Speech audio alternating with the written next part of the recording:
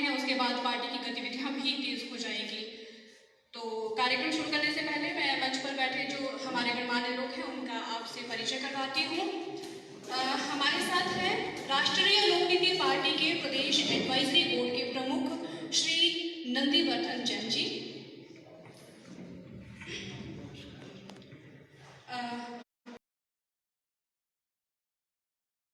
Committee के सदस्य Shri Satya Prakash Sharma ji, Shri doctor Roshanlal Chauhan जी, वहीं साथ ही हमारे साथ यहाँ पर मौजूद है समाज सेवी डॉक्टर एलसी शर्मा जी। तो मैं अब सभी से ये आग्रह करूंगी कि जो प्रेस कॉन्फ्रेंस होनी है वो शुरू की जाए।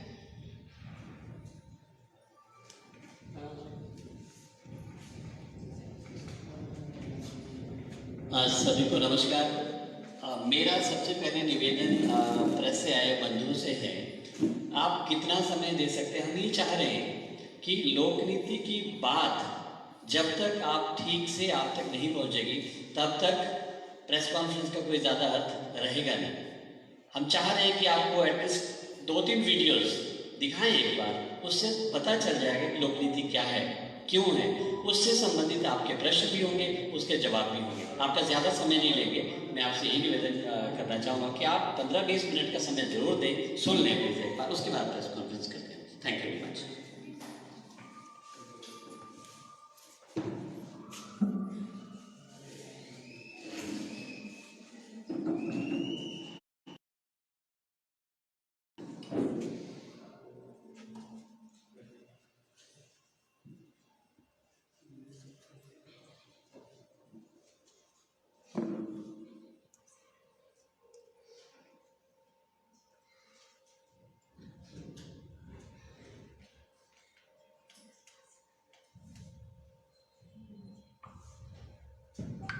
जो पहली बात है वो है क्रिएटिंग न्यू है कि आज राजनीति का मतलब है जोड़ तोड़, राजनीति का मतलब है दूसरे को नीचा दिखा के अपने आप को ऊंचा करना, राजनीति का मतलब है अपने स्वार्थों की पूर्ति, ये प्रताड़ना करना।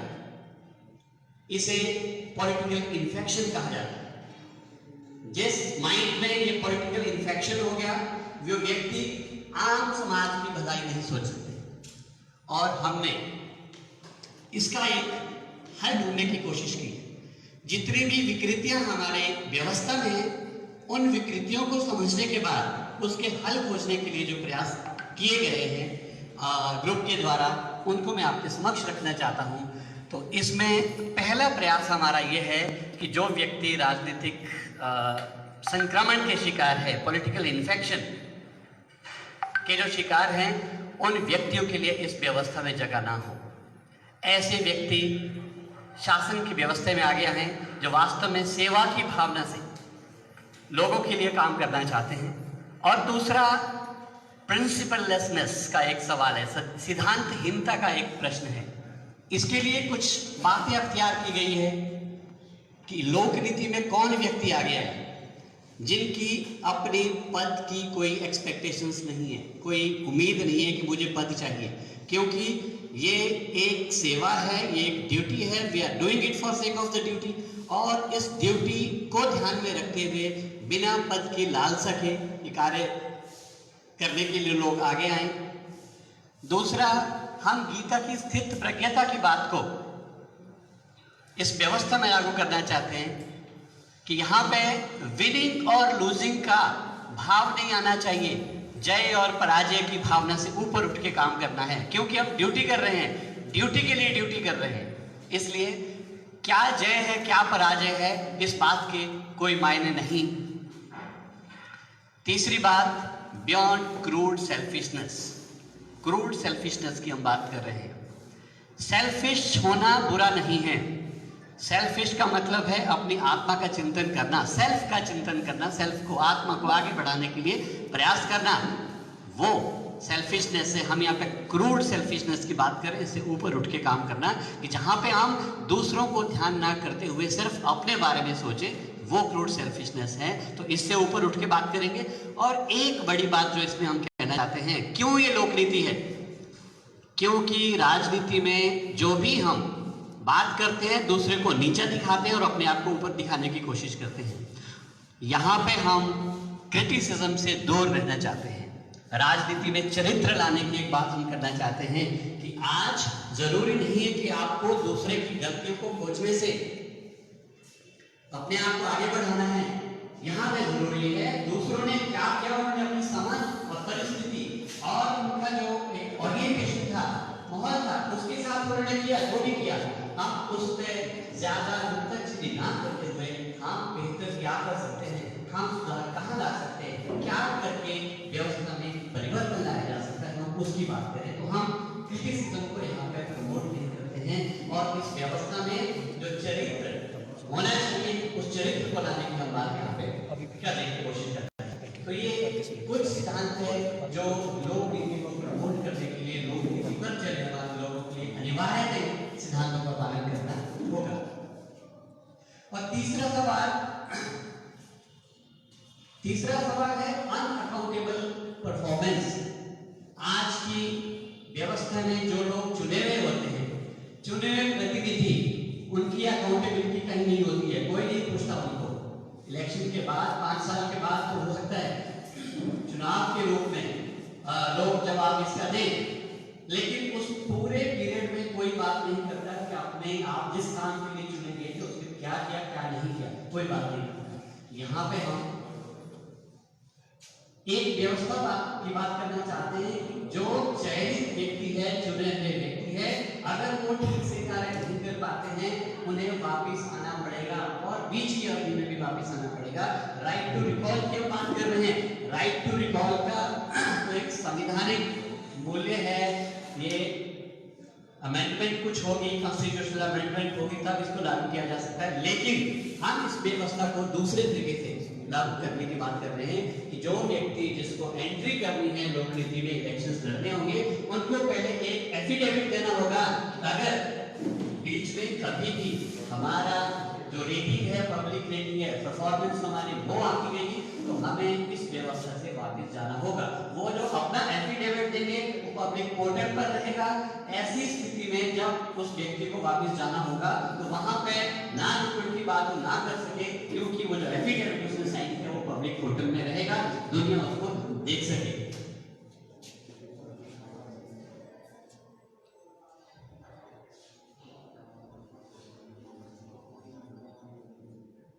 दूसरा, अभी रिव्यू नहीं होता है, कौन आदमी कैसा काम कर रहा है जनता 5 साल के बाद। देखिए यहाँ पे हम रिव्यू की बात कर रहे हैं, पब्लिक रेटिंग की बात कर रहे हैं। जो चुने हुए व्यक्ति है और जो रिप्रेजेंटेटिव्स हैं और जो एग्जीक्यूटिव है, फंक्शनरी है, सरकारी मुलाजिम के लिए अधिकारी हैं, उनकी भी पब्लिक रेटिंग होगी। आम व्यक्ति रेट करेंगे 5 में से 10 में से कितने मार्क्स उनको मिल रहे हैं, 5 स्टार में से कितना स्टार उनको मिलना है, उनके काम को लेकर, उनके व्यवहार को लेकर और उन्होंने डिलीवर क्या किया है उसको लेकर वो रेटिंग लोग करेंगे। तो मतलब जो सत्ता है आम लोगों के हाथ में जाने वाली है, क्योंकि हर व्यक्ति अपने क्षेत्र में, अगर मैं एक पंचायत का हूँ, मेरे पंचायत में एक वाटर टैंक बना है, उस टैंक में कितना समय लगा, कितने पैसे लगे, उसकी क्वालिटी क्या है और उस टैंक से लाभ कितने लोगों को हो गया, तो उस जो इम्पैक्ट होने वाले लोग हैं वो रेट करेंगे उस पंचायत वाले की, प्रधान की, वो रेट करेंगे उस एसेट की जो वहां पे क्रिएट किया गया। तो इस प्रकार से गवर्नेंस लोगों के हाथ में है। और जो पब्लिक रेटिंग के बेस पे अब उनको जो रिवार्ड करना है या उनके साथ जो ट्रीटमेंट होना है वो पब्लिक रेटिंग एक उसमें बहुत बड़ा फैक्टर हो। और तीसरा जो बड़ा इसका मुद्दा है वो है optimum use of technology. Kumar साहब ने, अब्दुल साहब ने बहुत इंपॉर्टेंट एक बात कही थी कि ये जो 21वीं सदी है ये डेटा ड्रिवन सदी होगी, ये टेक्नोलॉजी पर आधारित होगी। गवर्नेंस के सारे मायने तकनीक डिसाइड करेगी क्या होने वाला है। सबसे पहले हम एक बात यहाँ पे कर रहे हैं, सिंगल आइडेंटिटी कार्ड। अभी हम क्या कर रहे हैं, पूरा जेब हमारा कार्डों से भरा होता है। Driving licence, PAN card, LIC का card, voter card, Aadhaar card, कितने कार्ड आप खोलते रहेंगे। और इतने कार्ड के बावजूद भी आपके पास कोई भी एक ऐसा कार्ड नहीं है जो यूनिफॉर्म हो और ये साबित करता है कि आप भारत के नागरिक हैं। भारत की नागरिकता को प्रमाणित करने वाला एक यूनिफॉर्म कार्ड कोई भी आज देश में उपलब्ध नहीं है। अलग अलग पहचान है सभी, लेकिन क्या एक कार्ड भी हम बना सकते हैं जिसमें हमारी इनकम टैक्स की इंफॉर्मेशन हो सकती है, उसमें हमारी हेल्थ की इंफॉर्मेशन हो सकती है, फाइनेंस की इंफॉर्मेशन हो सकती है, और उसमें लैंड और रेवेन्यू का हमारे मामले क्या है वो इंफॉर्मेशन हो सकती है, एम्प्लॉयमेंट परमिट की इंफॉर्मेशन उसमें हो सकती है। अगर उस कार्ड को लेकर मैं एक बैंकर के पास जाता हूँ, अभी क्या होता है, आप कागज जमा करो, सिविल चेक होगा, कुछ होगा, आपने प्रॉपर्टी में मॉर्गेज करनी है, तहसीलदार के पास जाएंगे, वो सारी प्रोसेस करने के बावजूद उसमें 15-20 दिन महीने का वक्त निकल जाता है। हम आज की डेट में भी कागजों से खेल रहे हैं, और कागज कितने सच्चे पक्के होते हैं दुनियादार सब जानते हैं। हमारे पास उनको स्टैब्लिश करने का कोई तरीका नहीं है कि सच भी है कि गलत है। कोई भी अटेस्टेड कागज दे तो कोई आदमी वेरीफाई करता है कितना सही है कितना नहीं है। हम किस धोखे में आज की डेट में जी रहे हैं, सब भूल-भुलैया। अगर हम इस सिंगल आइडेंटिटी कार्ड की बात करें, जो आज की डेट में आधार भी नहीं है, आधार कार्ड ये स्टैब्लिश नहीं करता कि आप भारत के नागरिक हैं, ये सुप्रीम कोर्ट ने भी कहा है। और आधार कार्ड बनाने की प्रक्रिया में भी वेरिफिकेशन का कहीं कोई लेवल नहीं है। हमें अगर सिंगल आइडेंटिटी कार्ड नागरिकों को इश्यू करना है, वो क्या आधार हो सकता है उसका? उस कार्ड में मेरी स्टेट का कोड होगा, डिस्ट्रिक्ट जहां से मैं बिलोंग करता हूं उसका कोड होगा, जिस ब्लॉक से या शहर से मैं बिलोंग करता हूं उसका कोड होगा, और जिस मोहल्ले कस्बे में पंचायत वार्ड में मैं रहता हूं उसका कोड होगा। फिर सीरियल नंबर उस जगह आगे चलते हैं, तो वेरीफाई किया जाए कि वहां पे मेरी पुश्तैनी और प्रॉपर्टी है। कुछ तो ऐसा करना पड़ेगा कि मैं इंफॉर्मेशन दे रहा हूं, उसका बेसिस क्या है।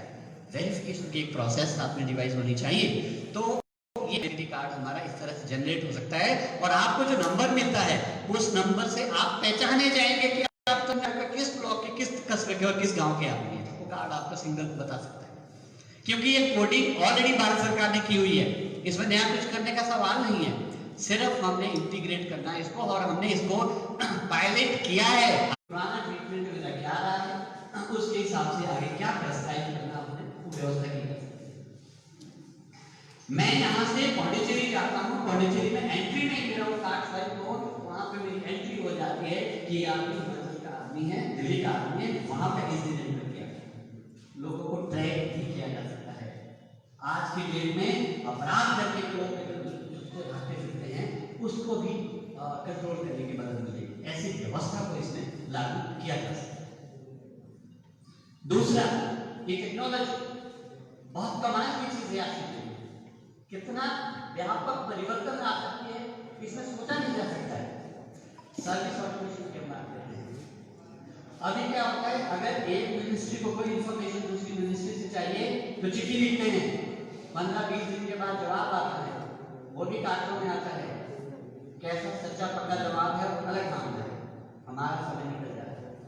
हम सारी प्रोसेस को ऑटोमेशन में इस ढंग से रख सकते हैं कि अगर मुझे मिनिस्ट्री ऑफ स्टैटिस्टिक्स को इंफॉर्मेशन चाहिए, मैं स्टैटिस्टिक्स का उसमें कुछ लॉगिन करके और इंफॉर्मेशन वहाँ से रिट्रीव करूँ, मुझे लिखने की जरूरत नहीं पड़नी चाहिए और वेट नहीं करना पड़ेगा किसी इंफॉर्मेशन का कहीं से कोई जाएगी।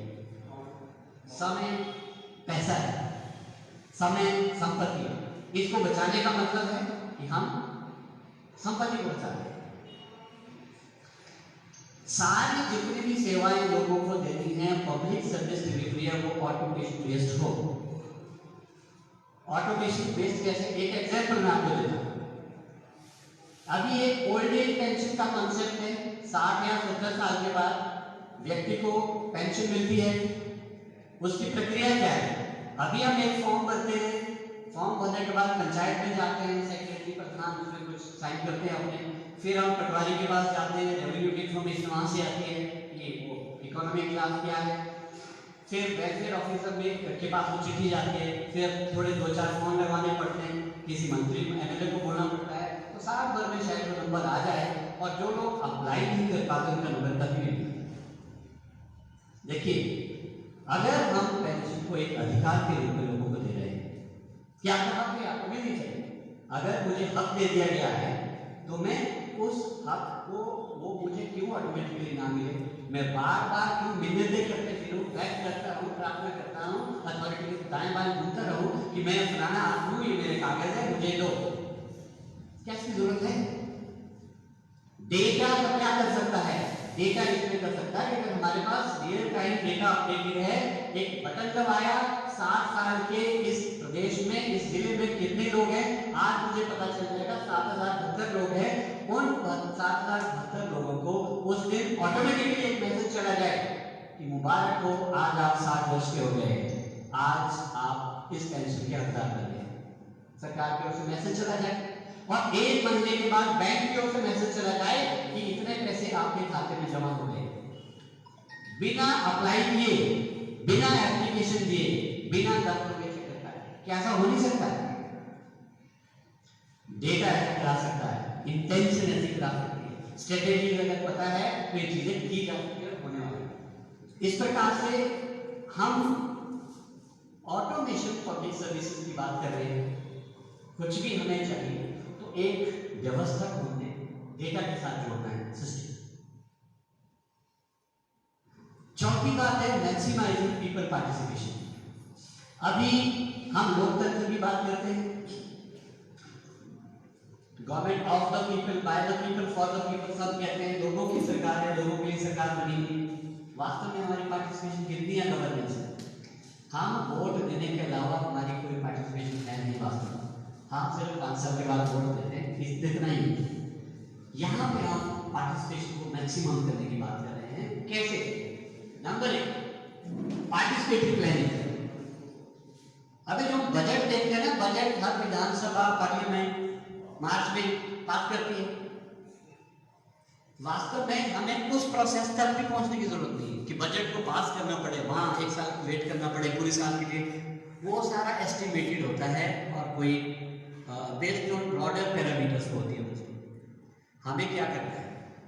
विद इन 3 मंथ्स प्लान बन के आना चाहिए। पंचायत का प्लान पंचायत के लोग बनाए, ब्लॉक का प्लान ब्लॉक लेवल पे बने, जो 2 या 2 से ज्यादा पंचायतों को कनेक्ट करने वाली स्कीम्स है, उसी ही स्कीम को ब्लॉक कर बेंचमार्किंग की जा सकती है। Planning benchmarking and financial benchmarking. District का प्लान बनना चाहिए। डिस्ट्रिक्ट का प्लान वो होगा जो 2 या 2 से ज्यादा ब्लॉक्स को कनेक्ट करने वाली कोई बड़ी परियोजना है, उसी का प्लान सिर्फ डिस्ट्रिक्ट बना सके।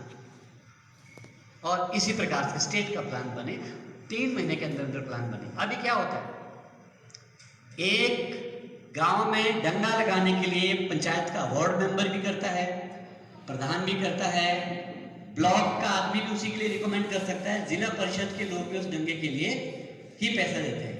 There is no benchmarking at all. हमें व्यवस्था में बदलाव की जरूरत है कि योजना बनानी कैसे पता होना जरूरी है।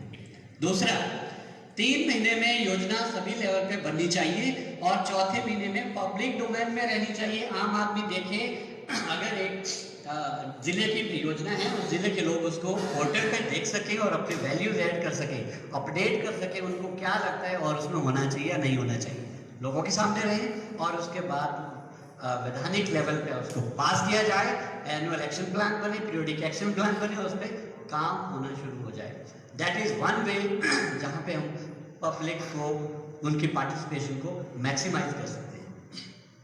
दूसरा, सिस्टम बेस्ड रेटिंग। हमें हर अथॉरिटीज के रोल को क्वांटिफाई करना पड़ेगा। अगर एक सुपरिंटेंडेंट सेक्शन ऑफिसर है, तो एक सेक्शन ऑफिसर को शाम तक कितनी फाइल्स निपटानी है तय करना पड़ेगा। ये नहीं हो सकता कि आप कोर्ट कुर्सी पर लटकाओ और मूवी देख के आ जाओ, ये नहीं हो सकता। शाम तक कितना काम करना जरूरी है किस पोजीशन के लिए, ये तय करना पड़ेगा, और उसके साथ ऑटो रेटिंग हो जाएगी। सारा आईटी बेस्ड है, सारा टेक्नोलॉजी का कमाल है। अगर 30 फाइलें शाम तक निकालनी थी, उसमें से आपने 26 निकाली हैं, 4 कम निकली है। इसका मतलब आपकी जो रेटिंग है वो 74% होगी उस दिन की। You have not done 100% task. क्या हम ऐसा नहीं कर सकते? अकाउंटेबल सिस्टम को बनाना पड़ेगा और पब्लिक रेटिंग, उसके बाद सिस्टम ऑटोमेटिकली रेट करेगा। दूसरा, पब्लिक रेट करेगी। मेरे गांव में मैंने पहले भी बोला था, वाटर टैंक अगर बना है तो मेरे गांव के लोग रेट करेंगे किस क्वालिटी का बना है, सीमेंट का रेशो ठीक है कि नहीं है, और कितने टाइम में बना है। जो लोगों के नाम वहां लिखे हैं वास्तव में उनकी अटेंडेंस लगी भी, हाजिरी वहां पे मस्टोल में लगी भी है कि नहीं, कि और ही और लोगों के नाम है वहां पे चढ़े हुए, और जिसके लिए वो बनाया है क्या उसका डिजायर्ड इम्पैक्ट पड़ रहा है, उन लोगों के लिए जो लाभार्थी उसके बने थे उनको लाभ उसका मिल रहा है कि नहीं, लोग रेट करें। अगर नेगेटिव रेटिंग कहीं पे भी होती है तो उस पर फास्ट एक्शन गवर्नेंस का होना चाहिए। क्या ऐसी व्यवस्था में हम नहीं जा सकते? और लास्ट 5वीं बात जो इसमें है, enhanced accountability of citizens and happiness index.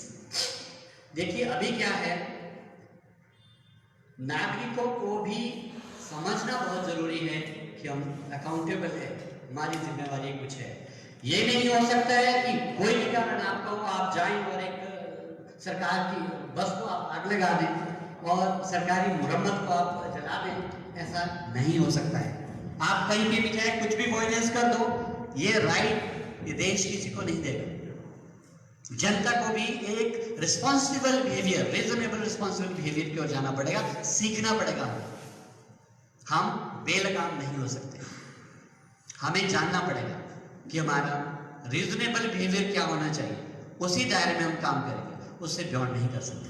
तो अकाउंटेबल बनना पड़ेगा। इसके लिए सिटीजन्स अकाउंटेबिलिटी एक्ट CAA को आप दूसरी परिभाषा मत देना प्लीज। CAA हमारे लिए है सिटीजन्स अकाउंटेबिलिटी एक्ट।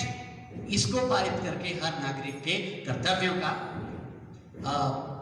एक निश्चित किया जाएगा, क्या आप कर सकते हैं क्या नहीं कर सकते हैं। नहीं कर सकते वाली सूची के अगर काम किए जाते हैं then the government will play its role. फिर सिटीजन्स की भी रेटिंग की हम बात कर रहे हैं। मुझे लगता है ओला उबर ने शायद ये शुरू भी कर दिया है। जो भी व्यक्ति है, हर नागरिक है, उनकी भी रेटिंग होनी चाहिए। आप किस लेवल के सिटीजन हैं, आपकी अपनी लेवल ऑफ सिटीजनशिप का आपका क्या है, उसकी रेटिंग भी होनी चाहिए। हर एक व्यक्ति की भी रेटिंग होनी चाहिए कि किस लेवल का कौन सिटीजन है। तो ये भी एक व्यवस्था है ताकि हम अपने आप को, हर व्यक्ति अपने आप को बेहतरी के साथ आगे बढ़ाने की कोशिश करें। और एक इंपॉर्टेंट बात हम इसमें कर रहे हैं हैप्पीनेस इंडेक्स की। पूरी दुनिया में भूटान एक ऐसा देश है जिसने हैप्पीनेस इंडेक्स को अपने पैरामीटर में रखा है। देश की प्रगति को इससे जोड़ा है कि हमारे देश की जनता कितनी खुश रहती है, और हम यहाँ पे स्ट्रेस के, डिप्रेशन के, हार्ट अटैक के, सब बहुत सारे तमाम मुद्दों के बीच जी रहे होते हैं। ये भी जरूरी है कि हम हैप्पीनेस इंडेक्स की ओर सोचें। ये कैसे हो? पहला, सर आपके ध्यान है, हैप्पीनेस इंडेक्स की हम बात कर रहे हैं। सारी पब्लिक सर्विसेज घर में डिलीवर होगी। कोई व्यक्ति किसी सरकारी दफ्तर के चक्कर नहीं काटेगा, किसी सरकारी ऑफिसर के चक्कर नहीं काटेगा।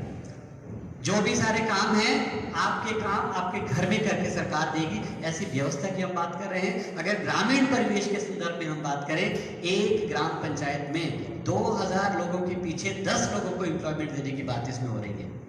10 लोगों को एम्प्लॉयमेंट एक पंचायत में 2000 लोगों के पीछे। हिंदुस्तान में अगर 136 करोड़ आबादी डिवाइडेड बाय 2000 अगर आप करते हैं तो यहाँ पे करोड़ों लोगों के लिए एम्प्लॉयमेंट क्रिएट करने का स्कोप है। कैसे होगा वो? ये कोई ख्याली प्लान नहीं है, इसके पीछे ठोस एक्सरसाइज की गई है। हमें एग्रीकल्चर में सपोर्ट करने की जरूरत है, फार्मर के मिट्टी की जांच करने की जरूरत है, उनको ट्रीटेड सीड देने की जरूरत है, उनको मैन्योर देने की जरूरत है, बायोपेस्टिसाइड देने की जरूरत है, और उनकी माइक्रो प्लानिंग की जरूरत है कि किस खेत में आप क्या उगाएं जिससे आपको अच्छा लाभ मिलेगा। तो एक आदमी एक पंचायत में सिर्फ एग्रीकल्चर में लोगों को सपोर्ट करेगा। दूसरा आदमी हेल्थ में काम करेगा, पीरियोडिकल हेल्थ चेकअप हो।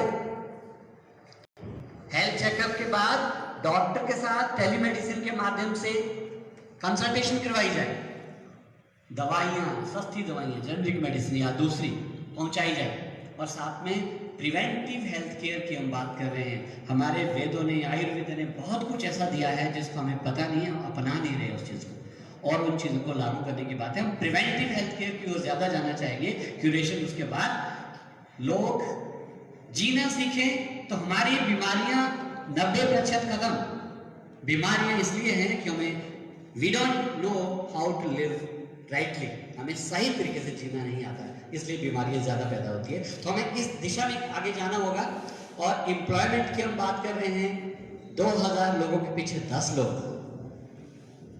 एक पंचायत में 10 यूथ को हम एम्प्लॉयमेंट देने की बात कर रहे हैं। और 100% हेल्थ एंड लाइफ इंश्योरेंस। अभी मैं अगर आपको डेटा दिखाऊं, मैंने अपनी पंचायत का डेटा लिया था, 2223 लोग टोटल रहते हैं, 2223, उनमें से 174 लोगों ने लाइफ इंश्योरेंस की हुई है, 174, मतलब 2000 से ज्यादा लोग ऐसे हैं जिनकी लाइफ इंश्योरेंस नहीं है। गांव में लोग लकड़ी के घर बनाते हैं, घर जल जाते हैं, घर की इंश्योरेंस किसी के पास नहीं, जनरल इंश्योरेंस। हेल्थ के लिए गवर्नमेंट ने एक बहुत अच्छा आयुष्मान भारत, दूसरी कुछ स्कीम शुरू की है, स्टेट्स ने भी शुरू की है, बहुत अच्छी है, लेकिन ये भी यूनिवर्सल कवरेज नहीं है, क्योंकि जो लोग अपने कार्ड बनाएंगे, इनरोल होंगे, उनको ये सुविधा मिलेगी, सबको नहीं मिलेगी। और हम यहाँ पे बोल रहे हैं universal coverage, health and life insurance. जैसे अगर आज बच्चा पैदा होता है, आज से पैदा होते हैं उसकी इंश्योरेंस 100%, ताकि फ्री हेल्थ उसको मिले। देखिए, हम जीवन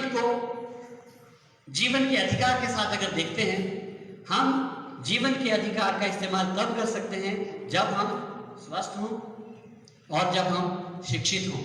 हम जीवन को समझ पाए, उसके लिए पढ़ना जरूरी है, और हम इंजॉय कर पाए लाइफ को, इसलिए स्वस्थ होना जरूरी है। तो अगर शिक्षा और स्वास्थ्य को सरकार सुनिश्चित करेगी कि free schooling up to 12th class, वो प्राइवेट स्कूल के बच्चे हों चाहे गवर्नमेंट के हों, सभी को फ्री 12th तक हो, इसकी मॉडलिटीज पे बात होनी है डिटेल में। और फ्री हेल्थ की बात, कोई भी व्यक्ति प्राइवेट हॉस्पिटल में जाए, गवर्नमेंट हॉस्पिटल में जाए, एक जैसी व्यवस्था वहाँ पे मिले, टाइमली ट्रीटमेंट मिले और बिना किसी पैसे के वो ट्रीटमेंट मिले। ऐसी व्यवस्था की ओर जाने की जरूरत है। और एक बड़ी बात, 73 वर्ष लगभग हमें आजाद होके हो गए हैं। आज भी अगर आप इस लुटियन जोन के बाहर देखेंगे, फुटपाथ में सैकड़ों लोग सोए होते हैं जिनके पास शेल्टर नहीं है। 73 वर्षों में देश ने बहुत तरक्की की है। आज हम कई मायनों में बहुत आगे हैं, लेकिन जिस व्यक्ति को कोई सुन नहीं सकता है, जो व्यक्ति कह नहीं सकता है, वो तो अनकहा है, उसके ओर कोई देख भी नहीं रहा है। हम एक वेलफेयर स्टेट की बात कर रहे हैं कि हम कल्याणकारी राज्य हैं। हम कैसे कल्याणकारी राज्य हैं? एक ओर हम राज्य की तरह रहते हैं, दूसरी ओर हमारा पड़ोसी बाहर एक चादर लपेट के फुटपाथ पे सो रहा होता है। सबसे पहली प्राथमिकता देश की होनी चाहिए, कोई भी व्यक्ति शेल्टरलेस ना हो। क्या इसको 1 साल के अंदर किया नहीं जा सकता है? सिर्फ इच्छा शक्ति की जरूरत है। एक भी व्यक्ति ऐसा ना हो कि जो फुटपाथ पे जिसको सोना पड़े। और डेटा कहता है, इंपॉर्टेंट बात है, आप सबको सुनने की जरूरत है, आप सबको पता भी होगा। डेटा कहता है हिंदुस्तान में 20% लोग ऐसे हैं जो शाम को भोजन नहीं करते हैं, बिना खाना खाए सोते हैं, भूखे सोते हैं। 20% लोग का मतलब है वो करीब 25-30 करोड़ के आसपास की बात हो रही है। हम कर क्या रहे हैं? हम बात कर रहे हैं, हमने खाद्यान्न में सेल्फ सफिशिएंसी क्रॉस कर दिया, एक्सपोर्ट भी करते हैं कुछ चीज़ों को लेकर, हालांकि उसमें भी इशू है। हम कार्बोहाइड्रेट्स ज़्यादा प्रयोग पैदा कर रहे हैं। फिर भी इतना अनाज, कई बार हम समुद्र में फेंकते हैं, अनाज सड़ रहा है, हमारी व्यवस्था नहीं है, स्टोरेज की भंडारण की व्यवस्था नहीं है, अनाज को हम सड़ने देते हैं। लेकिन 20% लोग आज भी अगर भूखे शाम को सोते हैं। लानत है हमारी सभ्यता पर, लानत है हम सबके जिंदा रहने पर। हम जहाँ एक और बहुत अच्छे तरीके से रहते हैं, दूसरी ओर हम एक आदमी को मजबूर करें कि शाम को भूखा सोए। हम कर क्या रहे हैं? किस कल्याणकारी राज्य की हम बात कर रहे हैं? लोक नीति का मतलब लोगों के लिए नीति है। यहाँ पे कोई व्यक्ति आश्रयहीन नहीं रहेगा, यहाँ पे कोई व्यक्ति भूखा नहीं रहेगा। भूख और जो आश्रय है दोनों के इश्यूज को प्राइमरी बेस पे एड्रेस किया जाए। और एक और बात है promotion of time bank. Time bank का एक कॉन्सेप्ट है, जरूरी नहीं है बैंक में आप पैसे जमा करें, आप अपनी सेवा जमा कर सकते हैं। आपके पास 4 घंटे हैं, 4 घंटे में आप जाओ एक सेवा करो, कहीं एक व्यवस्था की जाएगी। और वो जो 4 घंटे आपने किसी की सेवा की है तो 4 घंटे में आपको भी सेवा वापस मिलेगी, इसके आप हकदार होंगे। जब आपको जरूरत होगी आप उस सेवा को ले सकते हैं वापस। Some system will come, somebody will come to serve you for that 4 hours. ऐसी व्यवस्था टाइम बैंक की हम व्यवस्था कर सकते हैं जहां पे व्यक्ति अपने खाली वक्त का सही तरीके से प्रयोग कर पाएगा और मजबूरी आने पर, जरूरत पड़ने पर वो समय वापस हमें मिल सकता है। ये नया कॉन्सेप्ट है, इस पे बहुत विचार अभी होना है, इस पे काफी काम होना है। इससे जो अनप्रोडक्टिव टाइम होता है लोगों के पास, कई बार कहते हैं कि खाली घर शैतानी का, खाली दिमाग शैतानी का घर कई बार होता है, तो यहाँ पे उनके लिए भी एक मौका मिल जाएगा कि आप जुडिशियसली ऑप्टिमम यूटिलाइज आप अपने टाइम का कर सकते हैं इस कॉन्सेप्ट के माध्यम से। और जीरो डाउनिंग क्राइम रेट एक डिबेट का इशू है, बहुत बड़ा इशू है। नेक्स्ट टाइम कभी इस पर जरूर बात करेंगे डिटेल में। हमें एक ऐसा इन्वायरमेंट क्रिएट करना है जहाँ पे क्राइम करने की जरूरत, मतलब स्कोप ही ना हो क्राइम होने का। जन्मजात इस दुनिया में ना कोई साधु है ना कोई चोर है, ये व्यवस्था है, ये इन्वायरमेंट है जो उन्हें साधु भी बनाता है, चोर भी बनाता है। क्या मैं एक एग्जांपल आपको शेयर करता हूँ द्वारा, क्योंकि मैं गांव का रहने वाला हूँ, गांव में काम किया, मैं गांव के उदाहरण आपको ज़्यादा देता हूँ। आप बहुत लोग शहरों के लिए पता नहीं कितना कोरिलेट आप कर पाएंगे, बट एनीवे ग्राम पंचायत में प्रधान को 3-3.5 हज़ार रुपये, 2,000, 4,000 कहीं ऐसा मानदेय मिलता है मंथली। ग्राम पंचायत के सरपंच को सरकार क्या देती है? 3-4 हज़ार रुपये मानदेय देती है महीने का। इस बीच उस पंचायत में जो भी कोई सरकारी अधिकारी आएगा प्रधान के घर जाएगा। 10 चक्कर ब्लॉक के लगते हैं, 10 चक्कर एमएलए के पास, डीसी के पास प्रधानों के लगते हैं अपने काम धाम को लेकर। उनका परिवार भी है, तरक्की उन्होंने भी करनी है। अल्टीमेटली क्या होता है, उनको प्रधान बन के जो भी स्कीमें आती है वहां उन स्कीमों से चुंगी लेने का एक व्यवस्था पैदा हो गई है। 10 कट्टे सीमेंट लगने थे, वहां 4 लगा दो, 6 आप बेच लो या अपने घर में लगा। ऐसी व्यवस्था को जन्म हो गया। अब ऐसी व्यवस्था को क्यों जन्म हुआ? क्योंकि हमने ऐसा माहौल क्रिएट किया है। वो खराब नहीं थे, हमने उनको खराब होने के लिए मजबूर कर दिया। जो आदमी एक महीना अपना पूरा लगाता है, उसकी रोटी रोजी, उसके परिवार का निर्वहन कैसे होगा?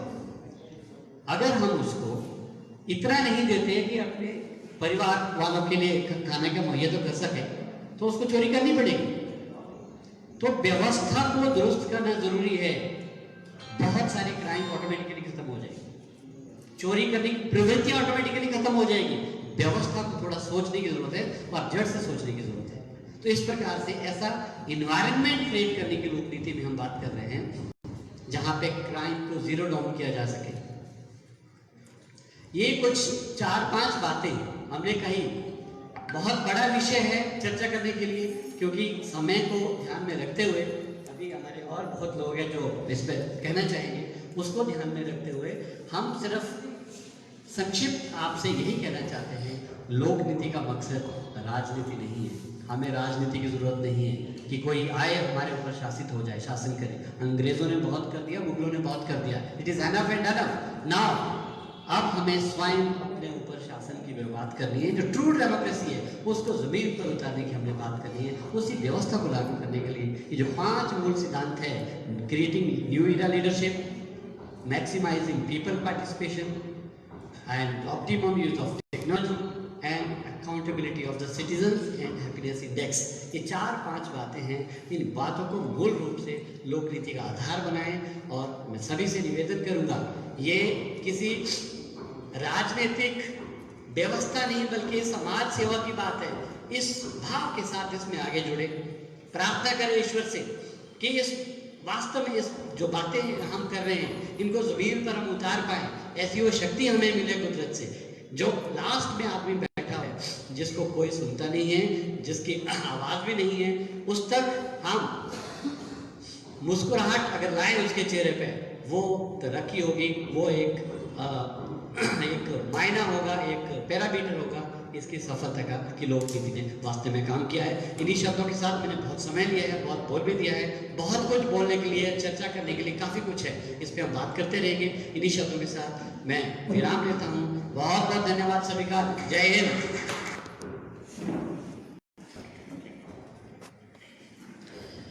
मित्रों, आपने लोक नीति की कुछ बुनियादी बातें सुनी। इसे हमें कुछ अलग तरीके से देखने की जरूरत है। शासन व्यवस्था में परिवर्तन और इसको बेहतर करने की जो शुरुआत हुई है, हम महाभारत में देखें, वहां पे भीष्म पितामह ने पांडवों को, महाभारत युद्ध खत्म हो गया था, उसके बाद कहा कि आप इतिहास को कोसो मत, उससे कुछ नहीं मिलेगा आपको। इतिहास इतिहास है। अब आप नए आए हैं, आप ये देखो कि आप उन गलतियों को ठीक कैसे कर सकते हैं, आगे बेहतर क्या कर सकते हैं। ये ज़्यादा इम्पोर्टेंट है बजाय इसके कि पुराने लोग ये छोड़ के गए, इन्होंने ये किया वो किया। भीष्म पितामह के बाद दूसरा एक बहुत बड़ा बदलाव देश के शासन के दर्शन में चाणक्य ने, कुछ लोगों ने वो वीडियो पहले देखा भी होगा, चाणक्य वाला हमने यहाँ पे चलाया था, कि राजा तब तक प्रसन्न और खुश नहीं हो सकता है जब तक कि उसके राज्य में हर एक व्यक्ति प्रसन्न ना हो। हिंदुस्तान जब विश्व गुरु था तो ऐसे लोग थे इस समाज में, चाणक्य जैसे लोग थे, उनके पास सिद्धांत है, उनके पास दर्शन है, उनके पास निष्ठा है। उस निष्ठा को उन्होंने स्थापित किया व्यवस्था में और भारत का एक नाम था। उसके बाद जयप्रकाश नारायण आंदोलन इस देश में हुआ। उन्होंने भी बहुत कोशिश की कि देश को साफ सुथरे तरीके से आगे लाने की कोशिश करें, लेकिन वो एक लेवल तक वो आंदोलन काम कर पाया, आगे डाइल्यूशन हो गया। और आज लोक नीति एक चौथा बड़ा क्रांतिकारी कदम हिंदुस्तान के शासन व्यवस्था में होने जा रहा है, जहाँ पे शासन को, गवर्नेंस को ट्रांसपेरेंसी और अकाउंटेबिलिटी के साथ लागू करने की बात होगी। हर व्यक्ति के चेहरे पे मुस्कान लाने के लिए ये सिर्फ शब्द नहीं है, ये मात्र उद्देश्य नहीं है, बल्कि इसके पीछे ठोस रणनीति है कि कैसे होगा। लोक नीति में जो परिवर्तन है, दूसरों से हम क्यों अलग हैं, क्योंकि हमारे पास उन सभी उद्देश्यों को पूरा करने के लिए मसौदा है, तरीके हैं, मेथड्स अवेलेबल है, इसीलिए हम अलग हैं। तो आप सभी ने ये सब समझा, सुने, आपने पेशेंसली पार्टिसिपेट किया, इसके लिए बहुत बहुत शुक्रिया। अब मैं चाहूँगा कि आगे की जो 1 by 1 प्रक्रिया पूरी की जाए। धन्यवाद। आप सभी का भी धन्यवाद हमारे विचारों को सुनने के लिए। अब प्रेस कॉन्फ्रेंस की कार्यवाही शुरू करते हैं। उसके बाद हमारे ऑफिस की ओपनिंग होगी और उसके बाद लंच की व्यवस्था भी की गई है आप सभी के लिए। आप लंच के लिए भी इनवाइट है। तो हमारे जो प्रेस कॉन्फ्रेंस है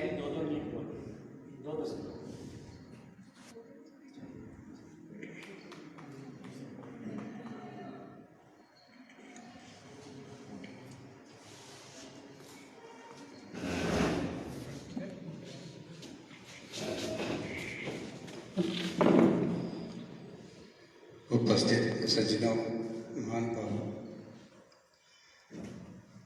इस कॉन्फ्रेंस में आपका सब बहुत बहुत स्वागत है, जो आप देश में उभरती हुई आशा की किरण को सुनने के लिए यहाँ पधारे हैं। आपको तो कुछ अपनी बात कहने के लिए आपको थोड़ा समय पीछे ले चलता हूँ कि जब देश आज़ाद हुआ था, तो जब नेताओं ने सत्ता संभाली, देश बड़ा गरीब था, खाने को अन्न मुश्किल मिलता था, अनपढ़ता भी बहुत होती थी। विदेशी शक्तियों का हमें सहारा रहता था, विदेशी सहायता बहुत आती थी, लेकिन इतना बड़ा धन दे करके लोगों के मन में, नेताओं के मन में जो लालच आना शुरू हुआ, उसने देश को उन्नति की तरफ जाने से रोक दिया। प्रकृति ने, नीति ने अपना कदम आगे रखा और सत्ता परिवर्तन हुए, फिर कोई और सत्ता आई, वो भी देशभक्ति से देश प्रेम से भरपूर थी, देशभक्ति से भरपूर थी, लेकिन चलते चलते दिशाहीन हो गई। आज देश किस ओर जा रहा है कोई समझ नहीं आती, देश खड़ा है ये कोई बात समझ में नहीं आती है कि क्या करें। ऐसे समय में जबकि देश को एक दिशा निर्देशन की जरूरत है ताकि देश उन्नति के रास्ते की ओर चल पड़े, उस किरण को किसी एक व्यक्ति ने महसूस किया, अपने मन में टीस महसूस की, पीड़ा महसूस की और इस एक संगठन बनाया ताकि देश को हम एक अच्छा वातावरण दे सके और उस देश का जो प्रकाशमय होने के लिए इस वक्त आतुर है, उस किरण का, उस रोशनी का नाम है राष्ट्रीय लोक नीति पार्टी। ये आपको हम सब आश्वासन देते हैं कि जिस प्रकार से आज की राजनीति चल रही है उस प्रकार की राजनीति से देश का कुछ बनने वाला नहीं है। उसमें व्यवस्था में चेंज लाने की आवश्यकता है और हम सब उस आवश्यकता को पूरा करेंगे। धन्यवाद।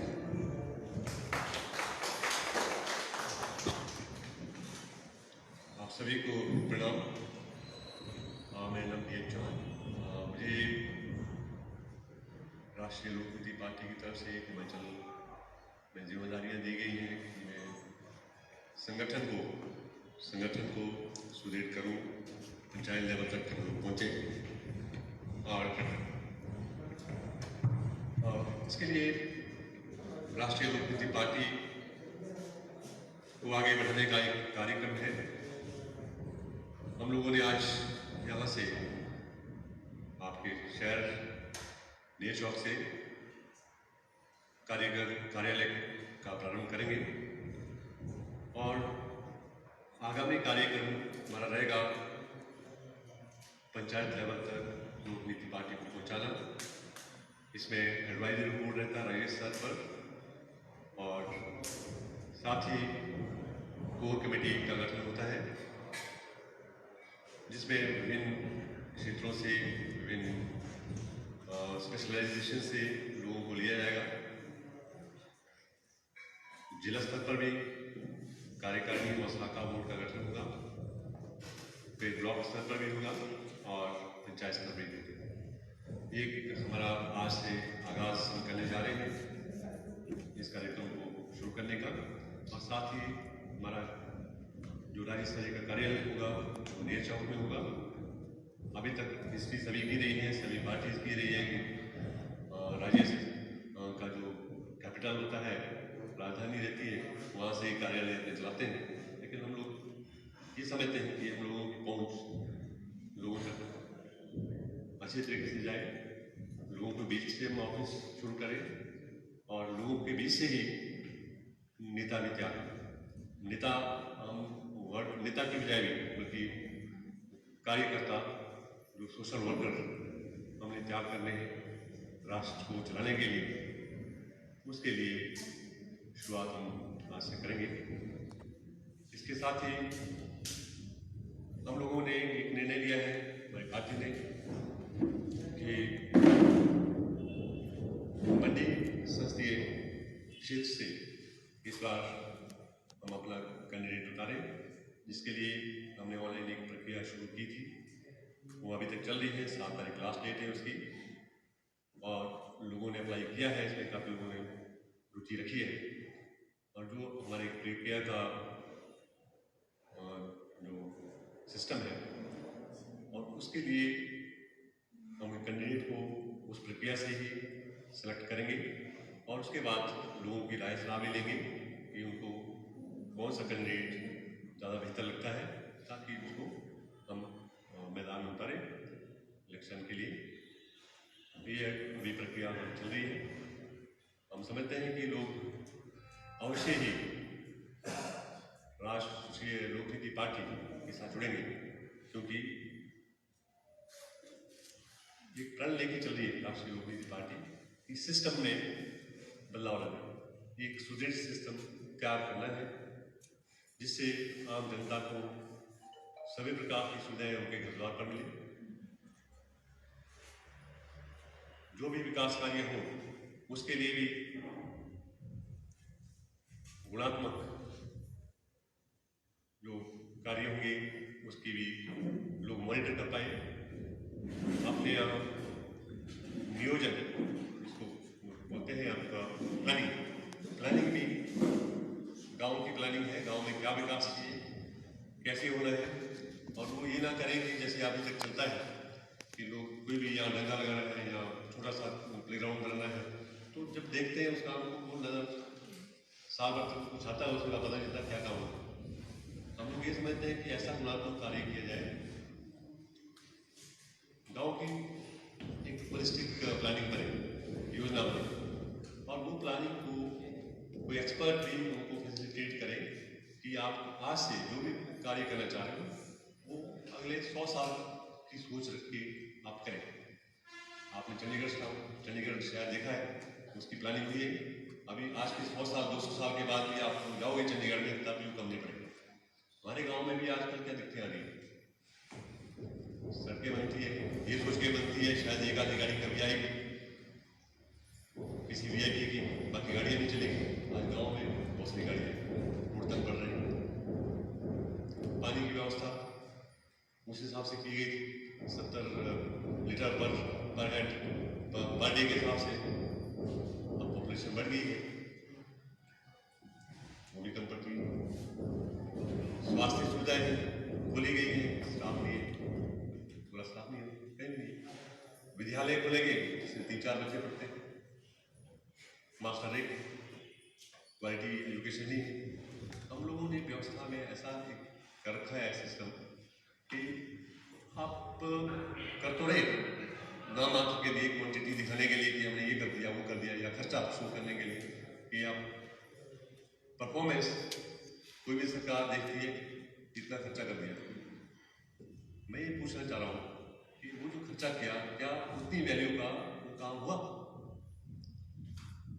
उस काम से कितने लोगों को फायदा हुआ? तो ये हम अपने लोकनीति पार्टी के जरिए सुचारू रूप से सुनिश्चित करना चाह रहे हैं कि हर काम जो भी हो वो लोगों तक पहुंचे, उसमें गुणात्मक आपका रिजल्ट हो, लोगों को फायदा हो, भविष्य की सोच के साथ बने। इसी प्रकार से हर सिस्टम हम करना चाह रहे हैं। तो मैं समझता हूँ अभी आज से शुरुआत है आपके शहर नेर चौक से, ये हमने कार्यालय खोल ही दिया है मुझे, अभी थोड़ी देर में उद्घाटन उसका करेंगे। और आज यहाँ आने के लिए आपका धन्यवाद भी करता हूँ। सबसे पहली बार आप सबसे रूबरू हो रहे हैं, धन्यवाद।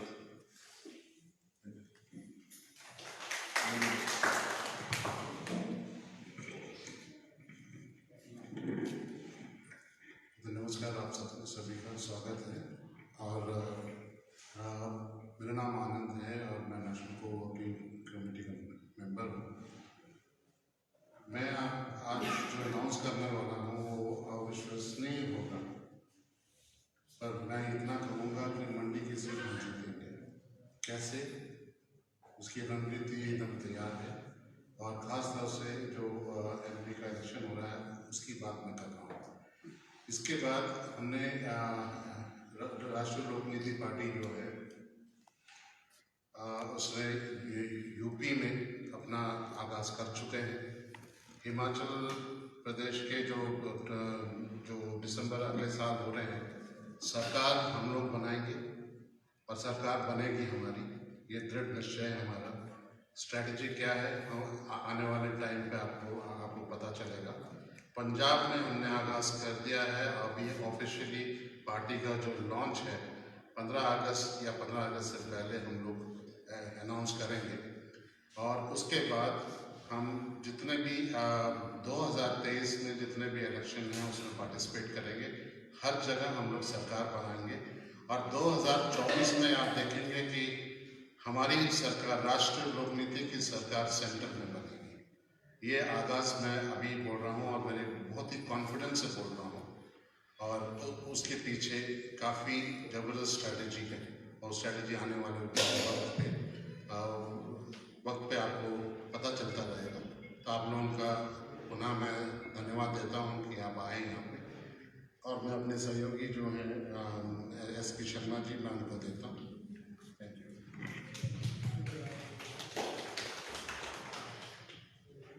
सबसे पहले आप सभी लोगों के यहाँ पहुँचने पर आप सब कुछ साथ हुआ है। इसे संयोग कहे या परमपिता परमेश्वर की कृपा कहे कि आज एक ऐसे संकल्प को लेकर के हम यहाँ एकत्रित हुए हैं जो आने वाले समय में इतिहास बनना है। और ये संयोग इसलिए भी मायने रखता है कि देवभूमि की देव तपोस्थली पर एकत्रित हुए हैं जो पूरे हिमाचल का केंद्र है। यहाँ से पूरे हिमाचल में आवाज़ जाती है और यहाँ का आगाज़ राष्ट्रीय स्तर का आगाज़ होगा। और जहाँ तक राष्ट्रीय लोक नीति पार्टी की बात है तो ये राजनीति नहीं, लोक नीति है, लोगों से संबंधित है। और इस पार्टी का आगाज़ 14 मार्च 2021 को दिल्ली के कॉन्स्टिट्यूशन क्लब से हुआ था और जिसकी रहनुमाई जो नेशनल चीफ कन्वीनर है वो जानी मानी हस्ती ब्रिगेडियर डॉक्टर काकिर खन्ना है, जिन्होंने पाकिस्तान और बांग्लादेश जब अलग हुआ था तो उनकी अहम भागीदारी उसमें रही थी। जब मित्र सेना श्रीलंका गई थी तो उनकी वहाँ भी अहम भागीदारी रही थी और अंतर्राष्ट्रीय स्तर पर वो ये मैनेजमेंट में खास करके जो डिजास्टर मैनेजमेंट है उनका एक बड़ा रोल है। और हमारे साथ डॉक्टर LC शर्मा जी है जो समाज सेवी है और ये जो कॉन्सेप्ट है इनको लेकर के UNO में भी हम लोगों ने प्रेजेंटेड किया है। जो कॉन्सेप्ट आपके साथ शेयर किया जा रहा है ये कोई हवाई नहीं है, इसमें माइक्रो लेवल तक की एक्सरसाइज हुई है और इसको प्रमाणित किया गया है। अगर बात पंचायत में 10 लोगों के प्लेसमेंट की हो रही है तो सब क्लियर है उसके लिए कि किस तरह से होगा, उसका एक एक पैरामीटर है। इसके साथ साथ आज राष्ट्रीय लोक नीति जो पार्टी है उसका मकसद ये है कि यहाँ चुनाव होते हैं, सत्ता परिवर्तन होता है लेकिन व्यवस्था परिवर्तन नहीं होती है। तो व्यवस्था परिवर्तन कैसे होगा उसके लिए इसमें पूरा कॉन्सेप्ट तैयार है, क्योंकि बाकी पार्टियां या व्यक्ति विशेष की हो गई है या परिवार की है, लेकिन ये जो पार्टी है ये संस्कृति और संस्कार की है जिसमें सभी की अहम भागीदारी होने वाली है। क्योंकि पिछले 7 दशक में हमने देखा है कि ये प्रकृति और ये व्यवस्था हमको बनी बनाई मिली है। प्रकृति में हमने कुछ नहीं किया, प्रकृति खुद सारी चीजें करती है। इसी तरह आज़ादी के बाद भी एक व्यवस्था मिली, लेकिन हमने उसमें क्या किया? आप देख रहे हैं हिमाचल की बात करें तो 60,000 करोड़ से ज्यादा कर्ज है और जो नई जनरेशन हो रही है वो कर्ज के साथ पैदा हो रही है। आज प्रगति का पैमाना सिर्फ ये हो गया है कि हमने इतने हजार करोड़ का, इतने करोड़ का काम किया है, लेकिन उसका लाभ क्या हो रहा है, वो खर्च कहाँ हो रहा है? सिर्फ खर्च करना कोई प्रगति का पैमाना नहीं हो सकता है। हिमाचल जैसा स्टेट मैंने पूरे देश को जाकर के घूमा है, देखा है हर प्रदेश में, लेकिन ये ऐसा प्रदेश है जहाँ पर कोई हाथ फैलाता नहीं है, देता है। कोई यहाँ भूखा नहीं रहता है, अगर कोई आता है उसे आश्रय मिलता है, इसीलिए ये देवभूमि है। एक ऐसा प्रदेश है जहाँ कहा जाता है कि प्लास्टिक बंद, तो लोग जा करके पंजाब, हरियाणा और उत्तराखंड में दे देते कि हमारे यहाँ बंद है, और कहते हैं कि टबैको बंद, तो वो भी हो जाता है।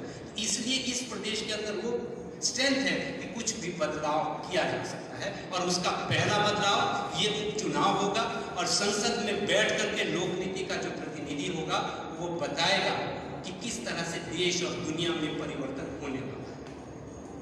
तो क्योंकि समय कम है, इतनी सारी बातें हैं, हम सब की व्यथा है कि वो कम हो जाएगी और इसमें जो एक्सरसाइज हुई है वो भी इतने माइक्रो लेवल तक है कि उसके लिए बहुत ज़्यादा लंबा समय चाहिए होगा। तो इसके बाद अभी एक हमारा जो विजन डॉक्यूमेंट है राष्ट्रीय स्तर का और मंडी का, हालांकि घोषणा पत्र इसके बाद आना है जिसको खुद लोग बना रहे हैं। हमारा जनप्रतिनिधि होगा जिसको जनता चुन करके भेजेगी और वो हमारा प्रत्याशी होगा। इसी तरह से जन घोषणा पत्र बन रहा है जिसमें पंचायत से लेकर के पूरे लोकसभा क्षेत्र पे सारी योजनाएं होगी कि क्या किया जा सकता है। बहरहाल एक संकल्प पत्र हम लोगों ने तैयार किया है, तो उसका भी लोग लोकार्पण करेंगे और उसके बाद फिर प्रेस कॉन्फ्रेंस की जाएगी। तो पुनः आप सभी लोगों का और खास करके युवा शक्ति का यहाँ आने पर हार्दिक धन्यवाद। जय भारत, वंदे मातरम।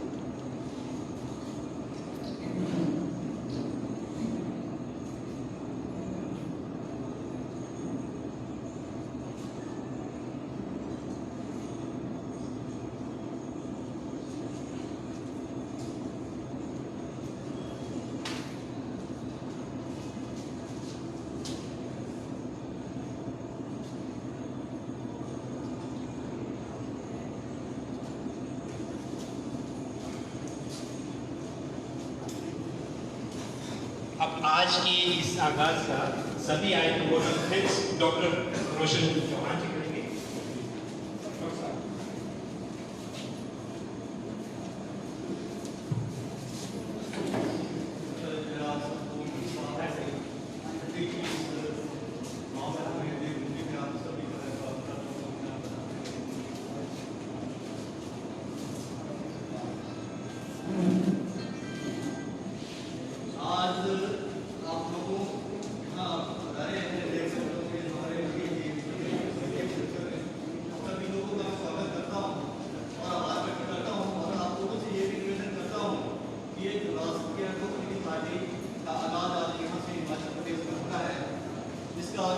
जन जन तक मैसेज जाए और ये पार्टी जो है जन जन की पार्टी होगी, ये कोई राजनीतिक पार्टी शासन करे, इसको एक संगठन समझे।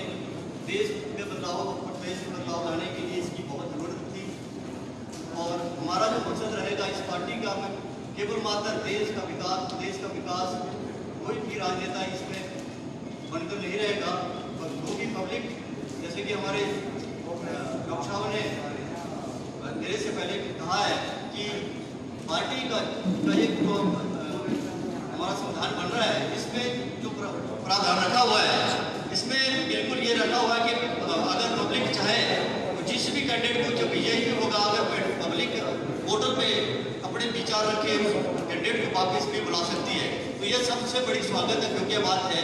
और हमारे बहुत सारे विचारधाराएं जो रखी है इसमें, और अभी आज इतना विचार व्यक्त करने का समय नहीं है। आज हमारा केवल मात्र एक अपने राज्य का एक जो कार्यालय है, इसका ओपनिंग का मेन मकसद है और यहाँ से लोगों को एक संदेश देना है कि हिमाचल प्रदेश में भी एक जन जन की पार्टी का जो है आगाज हो चुका है और आने वाले समय में प्रदेश में बदलाव की जो संभावना है वो जितना कोशिश होगी ये पार्टी करने में अपना योगदान देगी।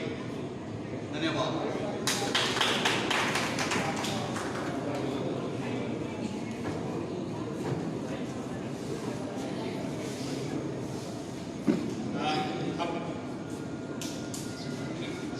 मैं मीडिया के साथियों से निवेदन करूंगा कि प्रेस कॉन्फ्रेंस के लिए, ताकि जल्दी से please you are most welcome.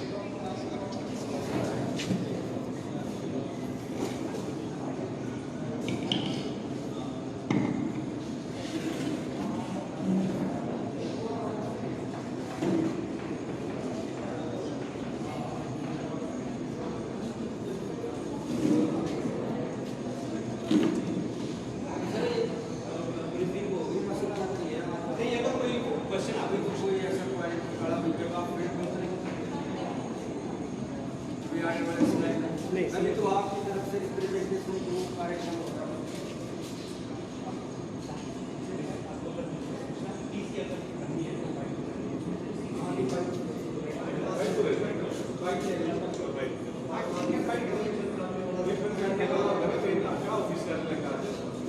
बाकी विद इन हाफ और आपके पास हो जाएगा सर। अभी आपने गिफ्ट तो कर ही दिया है, जो भी आप लोगों ने बोला है उससे हम पूरा बताएंगे। कोई भी क्वेश्चनिंग होगी उसके बाद भी मौका मिलेगा तो कर देंगे। एक फाइट अपनी ओर से जहाँ भी होगी तो वो हम लोग दे देते हैं।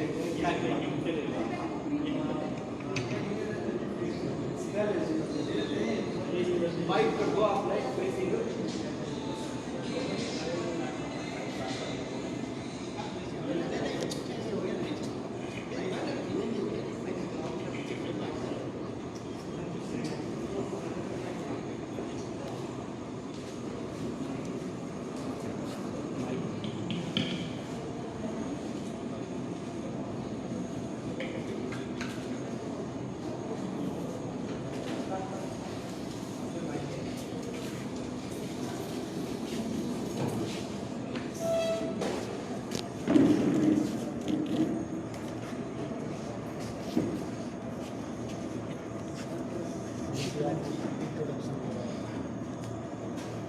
कितने लोग एड्रेस कर रहे हैं बस आप कर देंगे।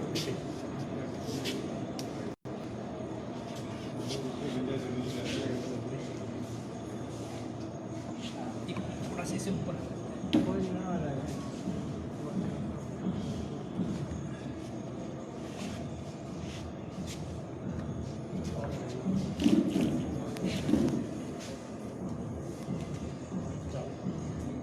जी, मेरा नाम डॉक्टर एल.सी. शर्मा है और मैं राष्ट्रीय लोकनीति पार्टी में एक स्वयं सेवक के रूप में कार्य कर रहा हूँ। आज हमें ये सूचित करना है आपको कि हिमाचल प्रदेश में राष्ट्रीय लोकनीति पार्टी का आगाज़ आज राज्य कार्यालय मंडी के नियर चौक में इस जगह में इस कार्यालय का श्री गणेश होने जाना है। तो राष्ट्रीय लोकनीति पार्टी हिमाचल में पदार्पण इस राज्य कार्यालय के माध्यम से करने जा रही है और मुख्यतः अपनी जो उपचुनाव सांसद के मंडी लोकसभा क्षेत्र से होने जा रहे हैं। राष्ट्रीय लोकनीति पार्टी अपने प्रतिनिधि को यहाँ पे उतार रही है और इसकी ऑनलाइन प्रक्रिया आजकल चल रही है।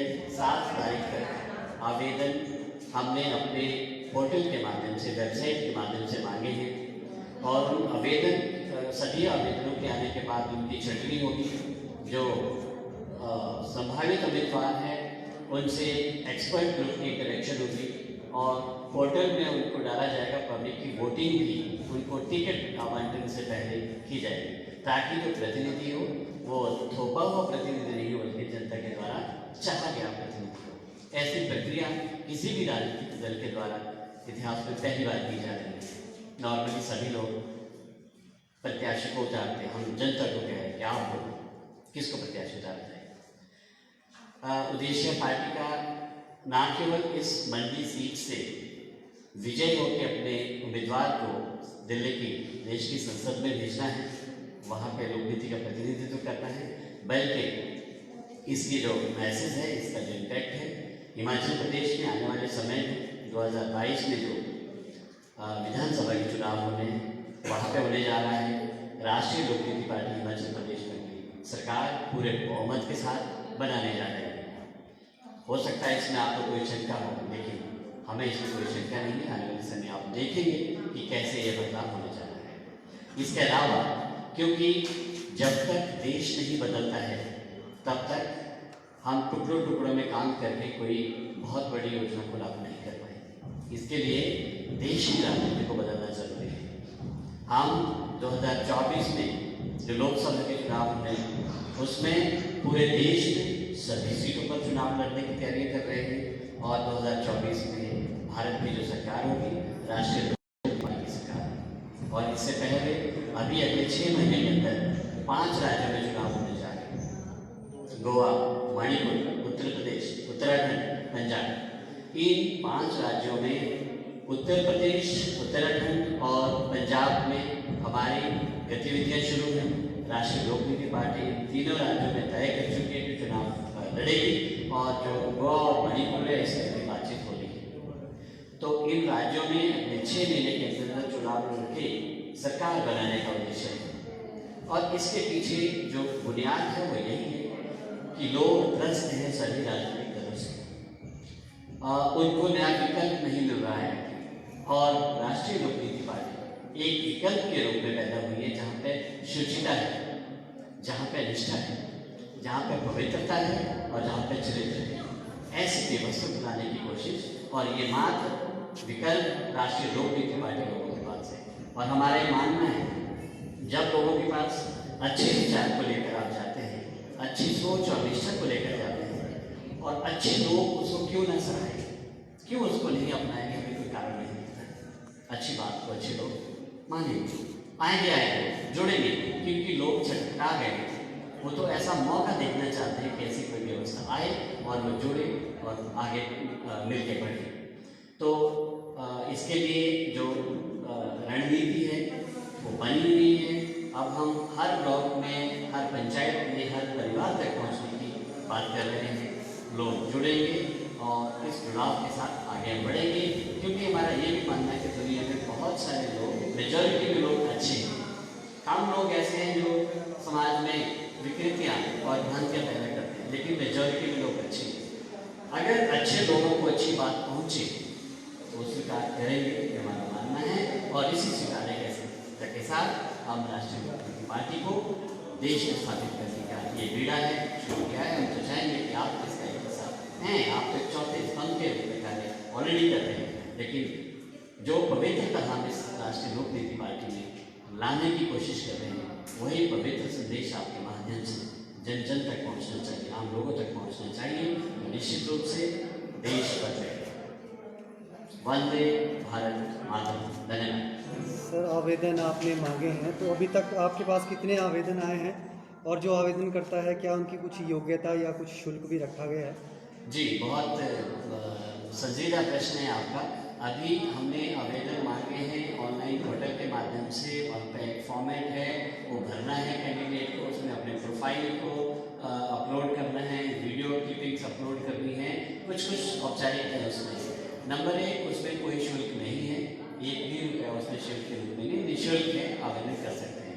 नंबर 2, इसके लिए योग्यता ग्रेजुएशन तो मिनिमम है, हम पोस्ट ग्रेजुएशन है, अब पोस्ट ग्रेजुएशन को वरीयता देने की बात चल रही है।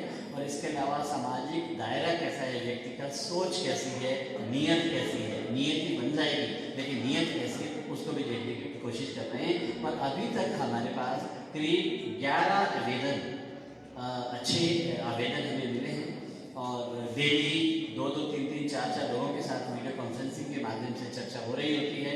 और हो सकता है 2-4-6 आवेदन, अभी 7 तारीख इसकी लास्ट डेट है, तब तक और हमें आ जाए।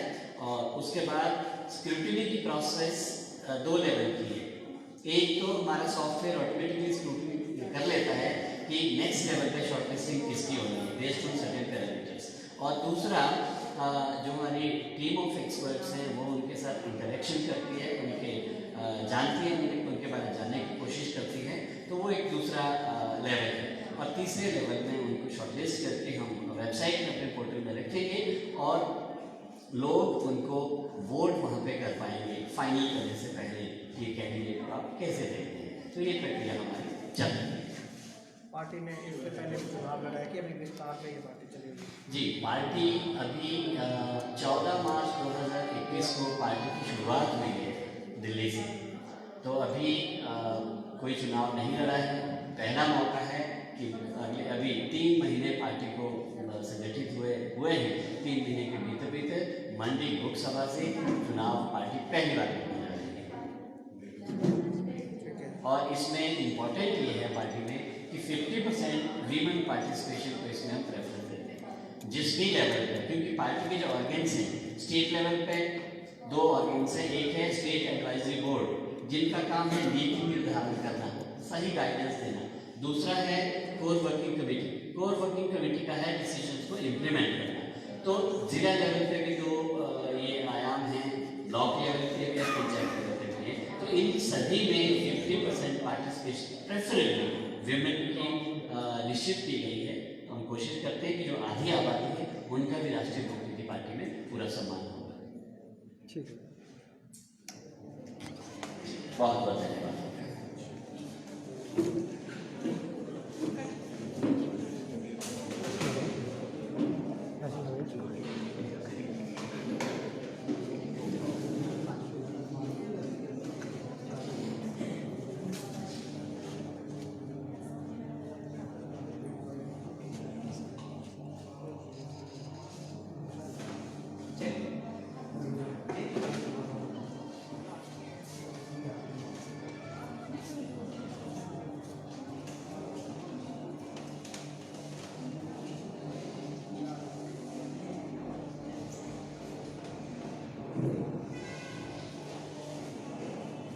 अभी 5 मिनट के इधर हम नीचे चलेंगे, जो पार्टी ऑफिस है उसका उद्घाटन करेंगे, उसके बाद लंच भी सभी के लिए। इस बीच अगर अनौपचारिक प्रश्न किसी भी तरह के कोई प्रश्न बच्चों के हैं, अध्यापकों के हैं, बाकी लोग भी यहाँ पे आए हैं, किसी भी तरह के औपचारिक अनौपचारिक, उस पर हम 5 मिनट में चर्चा कर सकते हैं।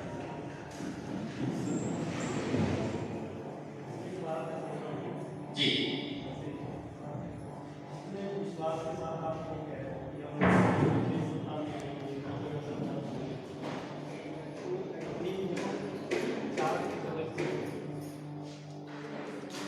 मैंने सोचा है कि ये चीज़ मैंने करनी है, कोई एक्सेप्ट कर रहा है मुझे, नहीं कर रहा है, उसको कैसे आप कितने विश्वास में करेंगे? 3 महीने बाद या 2024 में हम जो है वो हर जगह पे सरकार बनाएगी, केंद्र में सरकार, इस पर थोड़ा सा क्या प्लानिंग है? मैंने शुरू में भी कहा था, इस पर सभी को आसानी से विश्वास करना शायद मुमकिन नहीं है। देखिए, मैं आपको एक उदाहरण देना चाहता हूँ। पहले लोहा काटते थे, जब हम एक आड़ू रखा होता था नीचे, ऊपर से घन की चोट मारते थे और 15-20 मिनट में लगातार चोट मारते मारते वो लोहा कटता था। कितनी मेहनत करनी पड़ती थी, वो प्रक्रिया थी। आज क्या है? आज मशीन है, बिजली से आप जोड़ो मशीन को, कटर है, आप चलाओ लोहे के पीस में और 1 मिनट में कट के साइड में फ्री हो जाते हैं आप। तो ये मायने नहीं करता है कि ये ऑब्जेक्टिव पूरा करने के लिए समय चाहिए। इम्पॉर्टेंट है आपका तरीका क्या है, आपका मेथड क्या है, आपके टूल्स के, आपकी टेक्निक्स क्या है।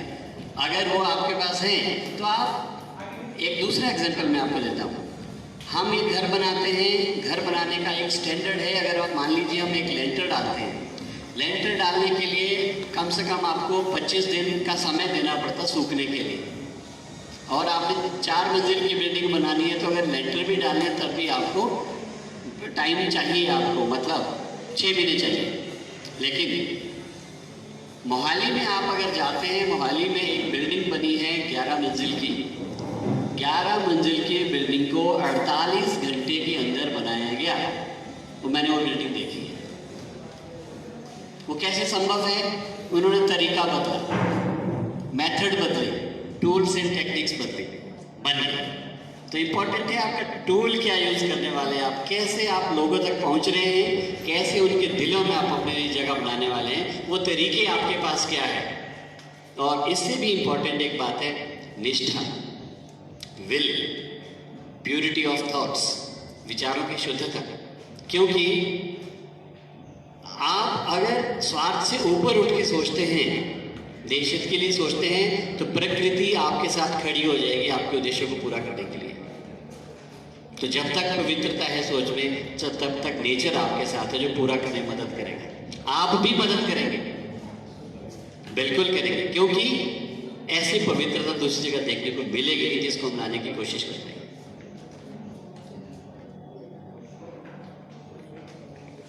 जी, और कोई प्रश्न किसी का इधर से कुछ हो, बच्चों का कुछ हो?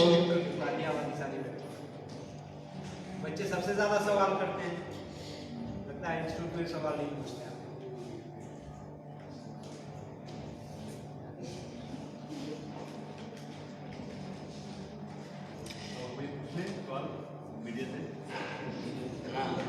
जी जी जी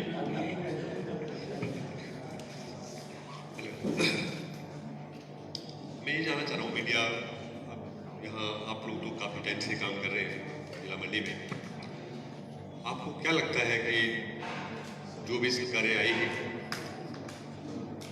उनके द्वारा काम किए गए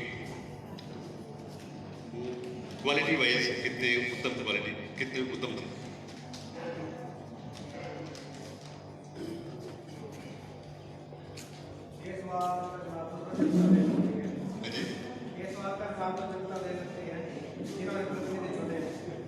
अच्छा, तो वो तो देखती रहती है, हर इलेक्शन में दे देती है, चेंज होता रहता है। बाकी तो सब सरकार है, तो सरकारों का दायित्व होता ही है अपनी जनता के लिए कार्य करना, जिन्होंने चुना था। तो ऐसा तो बोल नहीं सकते कि किसी सरकार ने किया ही नहीं है। किया तो सबने ही है, और जो आज तक जो देख रहे हैं सड़क है या कुछ भी है, काम तो करते हैं, हाँ जी वो तो पूर्वक काम, रूटीन का तो कर ही रहे हैं। लंबी सोच के साथ काम। और लंबी सोच तो ये अंग्रेजी लेके आए थे, उसके बाद कोई नहीं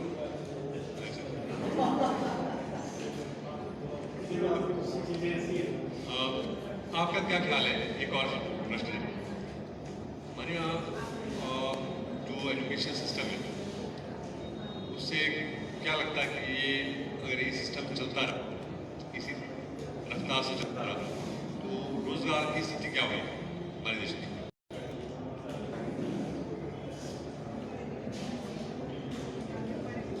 सर रोजगार में तो ऐसा है ना ये कि रोजगार को करना चाहे तो रोजगार ही रोजगार है, पर सब कॉन्ट्रैक्टर ही बढ़ना चाहे तो सरकारें क्या करेंगी? मैं एक सवाल आपसे पूछता हूँ, कोई आप लोग आ जाते हैं, आप रोजगार देते हैं, लेकिन लोग रोजगार ही नहीं करना चाहते, मिडिल मैन नहीं करना चाहते हैं, तो उसमें आप क्या करें? आज मेरे नेर चौक में जो है इस टाइम 15 से 20 हज़ार से ज़्यादा उत्तर प्रदेश और बिहार के लोग हैं, जो यहाँ की मतलब मेरी मिनिमम एवरेज है महीने का 8 से 10 करोड़ रुपए यहाँ से कमा के ले जा रहे हैं। यहाँ का युवक चिट्टा पी रहा है, तो क्या करना है? माँ बाप हेल्थ सेंटर पे भेज रहे हैं, कुछ और भेज रहे हैं, काम करना कि कुछ आता अपने खेत दे दिए सब ठेके। तभी मैं पूछ रहा हूँ आपसे कि ये सिचुएशन कैसे हुई और इसके पीछे क्या कारण है? रीजंस तो बड़े थे, पर ऐसा नहीं है लोग पैसा नहीं कमा रहे, लेकिन काम में ज़्यादा कमा रहे हैं बल्कि, और बड़े शॉर्टकट मेथड्स चाहते हैं, सारे लॉन्ग ड्यूरेशन और मेथड्स भी नहीं चाहते। और रही सरकारों की बात, तो सरकारें आती हैं और अपने अपने कार्य करती हैं, सब अपना अपना विज्ञान करती हैं। अब उसमें एक सरकार कम कार्य करके भी लोगों के बीच अपनी छाप ज़्यादा छोड़ जाती है, एक बहुत कुछ करके भी कुछ नहीं करती है। अगर कार्य करना ही पैरामीटर्स होता जीत का, तो मुझे नहीं लगता वो जीत का पैरामीटर होता है। जो ज़्यादा काम करता है वो ज़्यादा जल्दी आ जाता है, मेरे हिसाब लोग बड़े जल्दी बोल जाते हैं। स्कूल खोलोगे सब बोलेंगे हमारे बच्चों को टीचर यही लगाओ, आप एक को लगाओगे बाकी सब नाराज हो जाते हैं। तो डेवलपमेंट होनी जरूरी है, पर जो बेसिक नीड्स है उसकी ज़्यादा हो तो लोगों में उसका प्रभाव ज़्यादा है। तो लोग जो सोच रहे हैं राष्ट्रीय लोक नीति पार्टी ये सोचती है कि एक जो सिस्टम ये बना है, जो भी लीडरशिप आती है और अपने पीछे लोगों को लगाए पसंद करते हैं कि लोग ज़्यादा ज़्यादा उनसे मिल जाते रहे और जो है उनमें से जितने आते हैं उनमें सबका काम तो नहीं होता। जॉब एक है और सारी सुविधा से एक लगेगा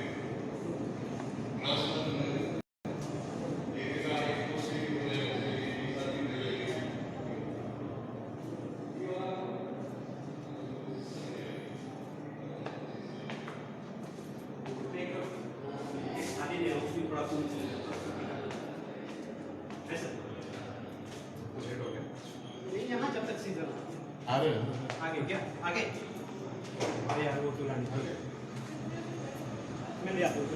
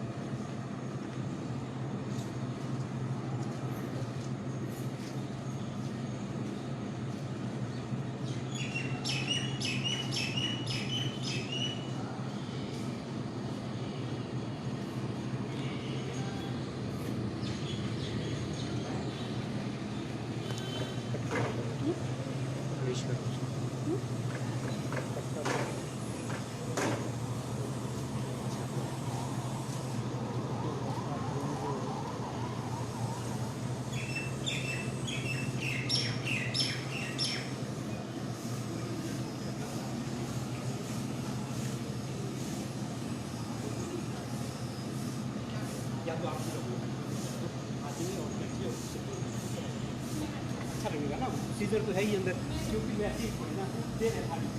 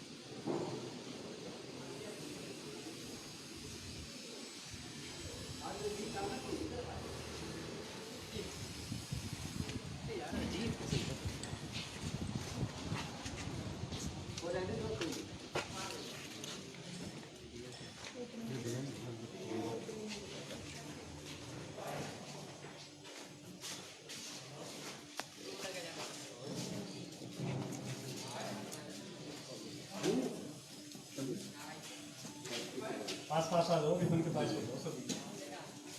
रहने दो एसपी साहब। आइए एसपी साहब। जल्दी।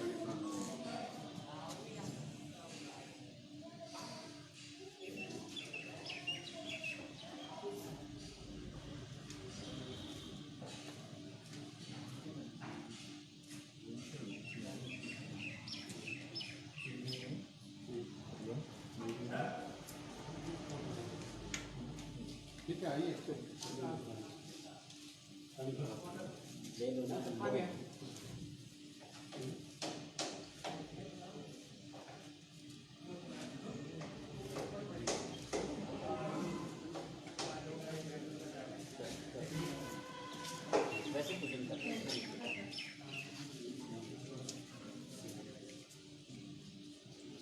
हाँ वो इस तरफ यहाँ पर।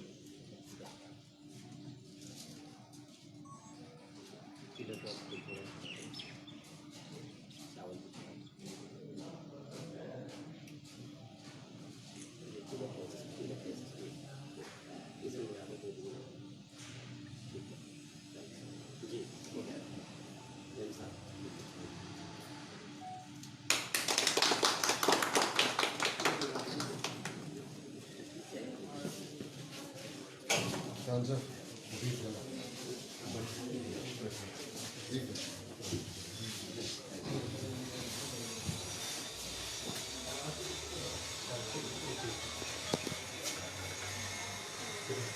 ओम या देवी सरस्वती नमस्ते नमस्ते नमस्ते नमस्ते नमस्ते या देवी सरस्वती नमस्ते या देवी सरस्वती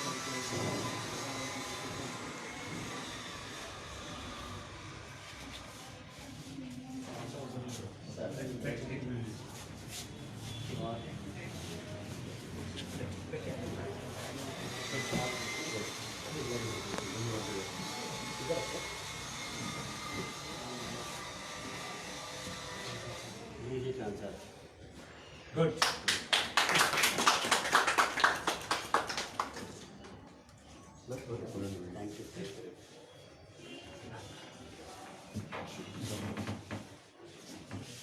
उनको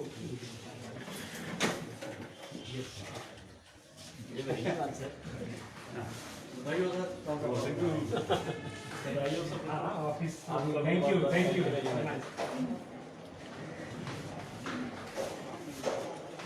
जय बच्चों कहते खाना खा के जाना बच्चों तो बाहर निकल